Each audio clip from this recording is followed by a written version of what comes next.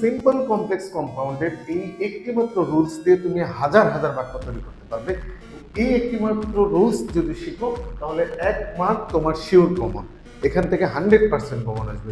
ওকে, সেই ধারাবাহিকতায় আজকে হচ্ছে আমাদের সিম্পল কমপ্লেক্স কম্পাউন্ড আমরা যেটা করবো সেটা হচ্ছে সাবজেক্ট প্লাস ভার্ব।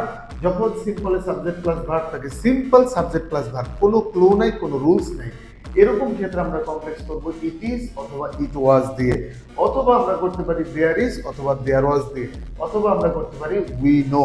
ওকে, এইটুকু নিয়ে নিবে, তারপরে একটি সাবজেক্ট নিবে, মানে এখানে যে সাবজেক্টটা থাকবে সেম সাবজেক্ট নিবে।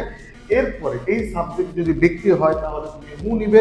এই সাবজেক্ট ব্যক্তিবাদে জগতের যা হোক তার জন্য তুমি হুইচ বা দ্যাট নিবে। এরপরে যা থাকবে তা তুমি বসিয়ে দিবে। কম্পাউন্ডের ক্ষেত্রে সেম, দেখো তুমি ইট ইজ অথবা ইট ওয়াজ নিবে, দেয়ার ইজ অথবা দেয়ার ওয়াজ নিবে, উই নো নিবে, তারপর সাবজেক্ট নিবে।